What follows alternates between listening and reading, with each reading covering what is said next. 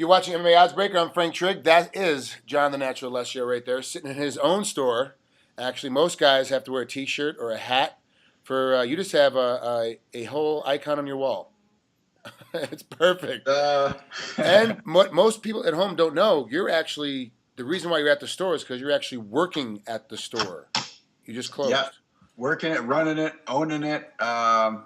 Yeah, it's been a long time coming, and I mean, you were at the grand opening, and the store's been going great ever since then, man. I feel real blessed that it's just taken off. It's been awesome. How has it been work-wise and helping you get ready for this camp? I mean, because you're in training camp. This isn't like you're in the middle of screwing around and maybe I might fight in a while. You have a hard date. You are ready to go, but you're still working regular hours. Yeah, well, you know what? I haven't been working that much for the last about 5 weeks. We got employees now, and my wife's been she backed off of the nightclub, so just 2 days a week there. So she's been doing a lot of the work here, and it's actually worked out great, man. Like I trained twice a day, and then just came in for the last couple hours so my wife could go play soccer. So it really hasn't been getting in the way at all. Oh, you came in to relieve her so she could keep a little activity herself. Absolutely, yeah. She plays a lot of soccer, and so I make sure that she could still get in like 3 or 4 games a week. Can there was like an incident, I guess, a couple weeks ago. Can you talk about that, or is that thing still ongoing? It's still ongoing, but I can touch base on it. Basically, a real douchebag of a human being got started an incident with my wife, basically, and she had to basically strike him out of fear. He shoved her and started chest bumping her, calling her a bitch, and then she struck him to get him out of his face or out of her face, and I ran onto the field at that point, going, "I'm going to kill this son of a bitch." And Yeah. but the other me is thinking like, "Don't do it, don't do it." You know what I mean? He's a pussy. You'll hurt him. And I mean, he's like a 200-pound man, but obviously not a trained athlete or anything like that. And so like everybody jumped in between and stuff. And then while he's saying this, he's like, "You want to act like a man? I'll treat you like a man," to my wife. And I was like, "No, no, no, no. Like I will embarrass you real bad, buddy. You better relax." So anyways, long story short, we didn't get kicked out of the facility. It was a championship game. They were just like, "Okay, you can't play the rest of the game," to my wife, "so you guys can just watch." And we're like, "You know what? We're out of here. We're going to leave." Meanwhile, his wife, we think it's his wife, was like, "I'll see you after the game, bitch," and, going off. So we're like, let's just get out of here. This is just not worth it for us, you know?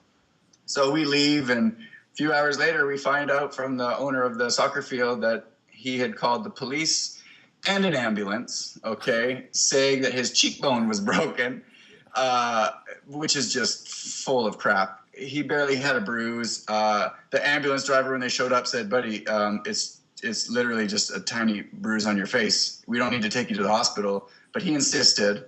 And there's so many loopholes in his case. He hung out for an hour and 15 minutes after the game with his team to celebrate. They took team pictures. He's got his number one up like this in the picture, smiling. Never once asked for ice. But when the owner asked him, "Hey, are you okay?" Just being the good owner of the building that he is, he's like, "Oh, I'm fine, but I'm just going to try to teach that bitch a lesson." So he's trying to set up this whole civil case, but all of this is recorded with the police. So like, I don't see how it can go anywhere. I think the guy's a complete idiot. This is one of the reasons why I don't like co-ed, like recreational weekend warrior games, because you've always got those two or three hothead guys that can't stand the chicks that are better looking than they are is always the biggest problem. Like they're out of their league as far as looks go, but then they're athletically better than they are as well. So they're getting beat, especially in soccer. If you're a heavy man, you can't move your feet, and you got a chick that can move her feet that's in front of you, she's going to blow by you all the time. There's nothing you can do about it. It's just one of those games where guys and girls can play together, and girls will always get the betterment of guys if they're in better shape, and that's just how it works. And a guy like that is just a retard. Like, it doesn't make any sense. Yeah. I mean, he really, it was just unbelievable. When I just seen how he was acting, it's like, are you serious? Like, that's a woman, like she beat you to the ball. And yes, they both got a little pushy shovey. You know what I mean? Like my wife's an aggressive soccer player. She's good. And she's not going to let anybody like bump her out of the way. You bump her out of the way, she's going to bump you back, And well, anybody that's lived in Hawaii and played soccer in Hawaii and not being from Hawaii, while you're playing against the Hawaiians, you realize that it's the kind of game that they play. Like my nieces and nephews lived in Hawaii for a long time. My brother was stationed there, and they're haoles, they're white kids, And they're like, dude, we're getting our butts kicked. We're getting stepped on. But it's safe, healthy, but it's aggressive soccer. It's just the way it's played, and that's how your wife plays. Like, she's just aggressive about it. Yeah, and there's been incidences with this team leading up to this game. Not really with that guy, but this whole team.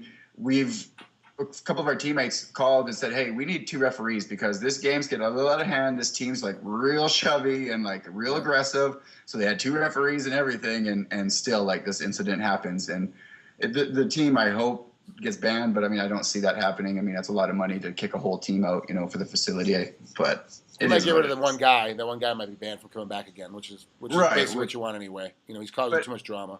They didn't even give him a red card. They kicked my wife out of the game, but he gave him nothing.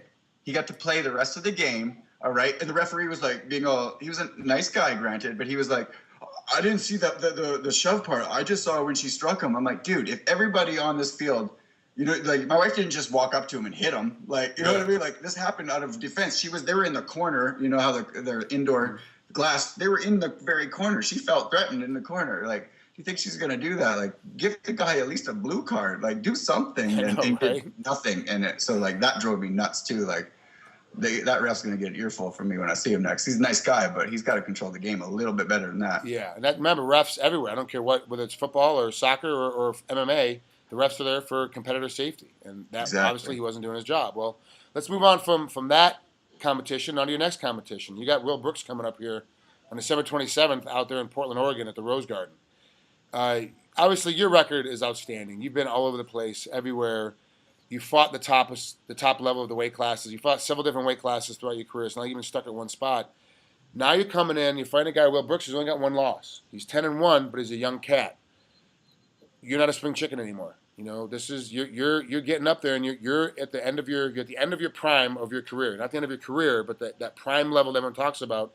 You're tipping right at that total scale. Like, which way am I at right now? And this is kind of like your last big push, your last big run, while being in your prime. Now, for sure, a guy like you, because you work as hard as you work, you can hit another run in 5 years from now, even though you're out of your prime and still be in the run. But you're a guy that right now, this is like your biggest opportunity coming. Like, this is the best shot you got going on right now. What kind of threat does Will Brooks honestly give to you? Like, what is he like as an honest competitor? I mean, I don't think it's any secret what he's going to try to do. He's not going to try to go toe-to-toe with me, and he's going to try to wrestle me. He's going to go to what his bread and butter is. He's going to try to wrestle. Now, he probably watched my last 2 UFC fights and that, oh, look, John got held down and out-wrestled. That's how I'm going to beat him. That's how to beat me. But first of all, I don't think he can wrestle quite like my last opponent. I don't think he was a high-level wrestler. I can't even remember his name right now, but what was his name? You get hit in the head for Shane a Roller. Shane Roller. You get hit in the head for a living, so it's okay. I mean, I've done a lot for this camp, man. First of all, I've concentrated on my strength because when I dropped to 55 originally, I changed my body frame from 195 cutting to 70s to now floating at 75, 80 to 55s. You lose a lot of strength when you change your body like that. Now that I know I can make weight, I've worked real hard these last 3 months. I've been working for 3 months out with Ian Almaza for strength training, and I've been deadlifting, I've been squatting, I've been going like crazy. I'm way stronger than I have been. I was probably stronger now than I was at 70. I'm really excited to explore that, and I really think that you're going to see like old John Alessio takedown defense, like with Diego Sanchez when he couldn't take me down. I'm ready for this.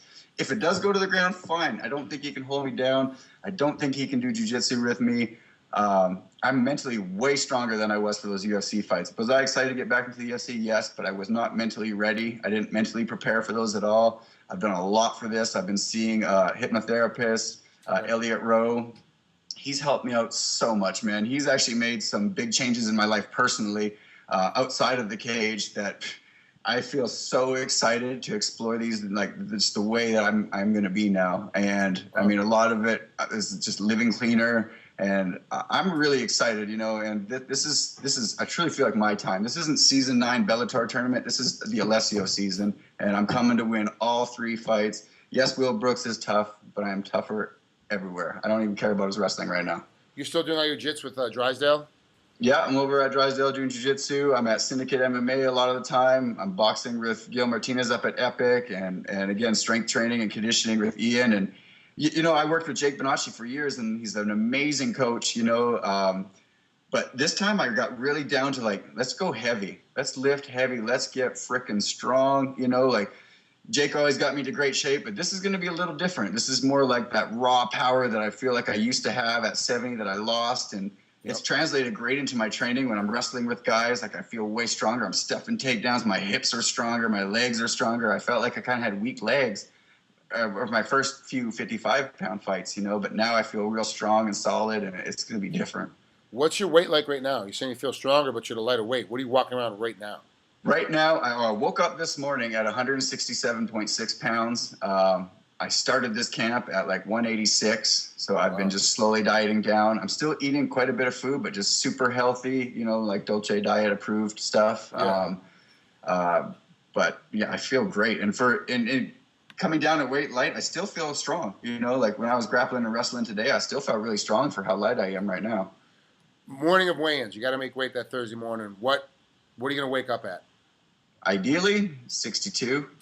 Okay. You know, that's where I'd like to be, and I can lose that, you know, 7 pounds pretty quick, you know, in maybe an hour or two, no problem. And then coming in that day, that next night, you walk into that cage. What are you going to weigh when you walk in? I'm pretty sure I'll be around 74. Okay, so a good, 19, 20-pound gain. Yeah, anywhere between 15 to 20, you know. I don't want to come in, you know, in the 80s. I think I'd be sluggish at that point, you know. I want to be as efficient as possible. I'm just going to eat real clean after, you know, eat a lot, of course, but, you know, gluten-free pastas and stuff like that. But, and of course, you know, I IV up and do all the right stuff to rehydrate. And well, good, John. It sounds like it's going to be, we're going to see it's going to be the old John Alessio is what we're going to see. The new little old John old Alessio. and little new. Little new. You know, I feel rejuvenated, you know, like mentally. I'm telling you, man, this Elliott Road guy has done a lot for me mentally, and I really feel unstoppable right now in my mind. I just feel like there's one thing left to do: make weight and go get the victory and move on to the next step. You know, there's 3 steps to this tournament. You know, first step, I got to get through that. I'm confident that I'm going to run through this kid. I'm going to show him what's up, man. Good for you, John. I'm glad to have you back. The old John I used to be when we first started training together back in the day.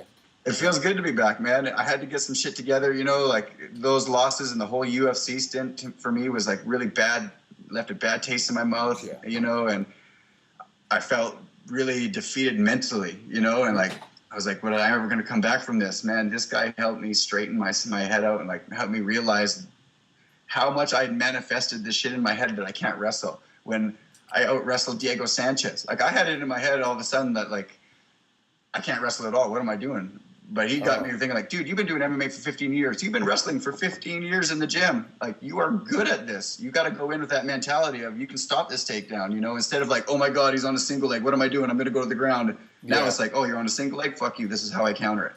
Do this. You know, it's mentally be better and react faster. And I just don't see how he can win, man. He's got one way to win this fight. I got multiple ways. I can submit him. I can knock him out. He's only got hold me down. You know, that's all he's got.